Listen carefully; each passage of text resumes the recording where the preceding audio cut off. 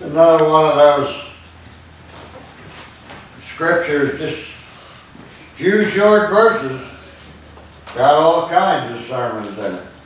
I bet you've all heard one preached on the little child thing, have you, over the years?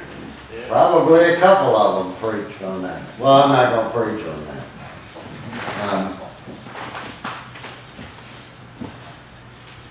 I think as I read that scripture, the line, the sentence that jumps out at me is, he who would be first must be last, and must be a servant of all. Now, how many of you have a little bit of a difficult time envisioning yourself as a servant? That really goes against the grain of most of our thinking, doesn't it? Being a servant. And it's not just the idea of being a servant. You might be able to look at some people and say, well, I could serve them. And you might look at some others and say, there ain't no way I'm going to serve that bunch. You know, servant to all. Difficult. And of course, servanthood starts with being a servant to God. And therein lies the answer to how you and I can be servants to everyone.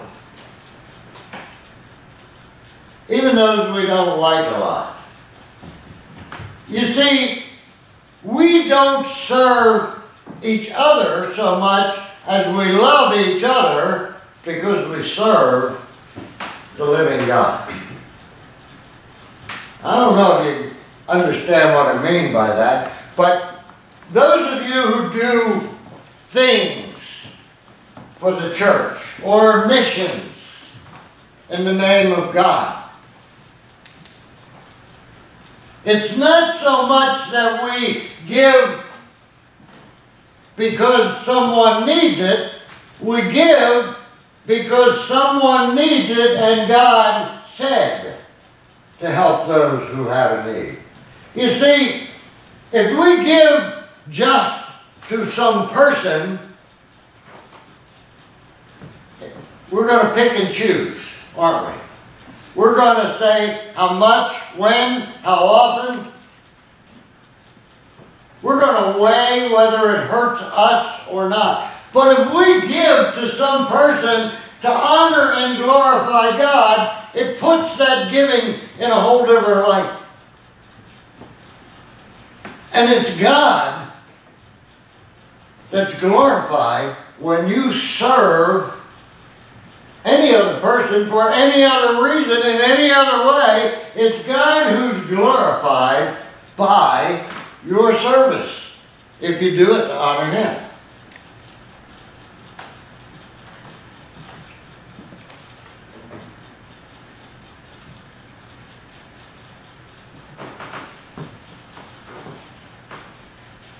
Hard concept to consider yourself even as a servant to God.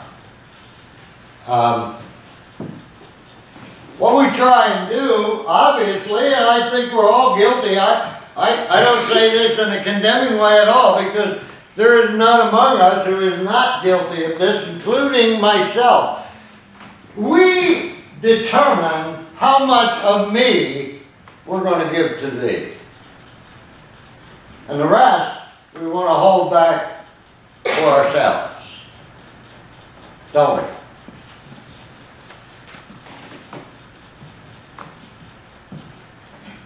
And that really doesn't work. You see, what God expects us to do, what God desires us to do, what God commands us to do, is give all of us to Him and then He will give us back for ourselves. And that whole concept of being a servant to our neighbor, a servant even to our loved ones, isn't easy. And yet, we all get pushed into that servant role sometime.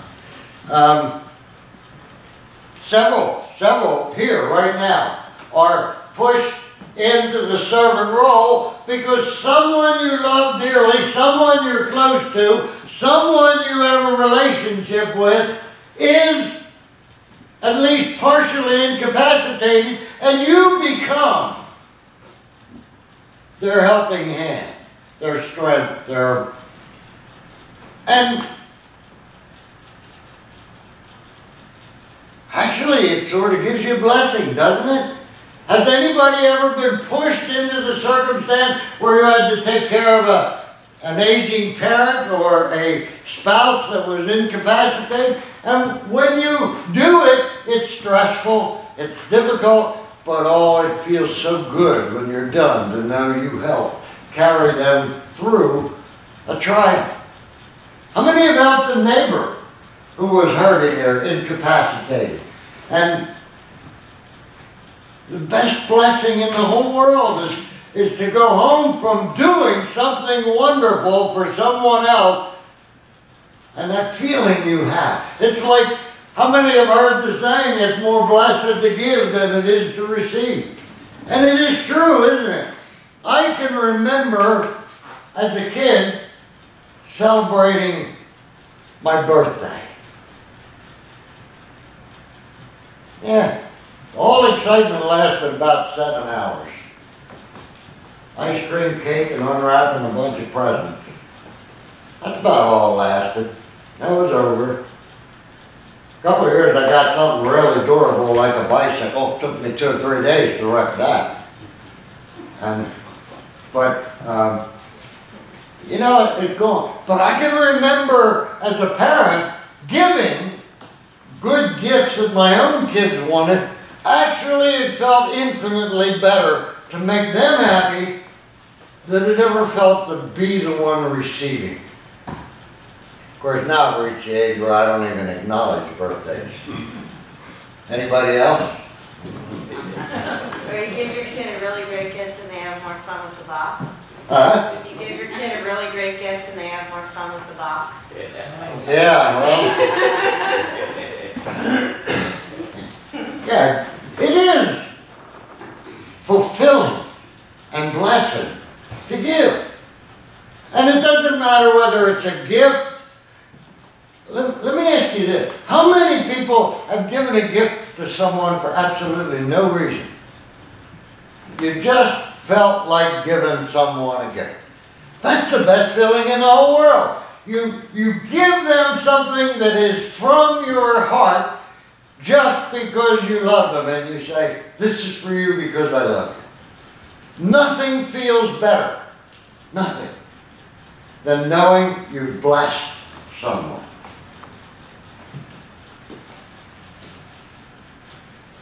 Servant.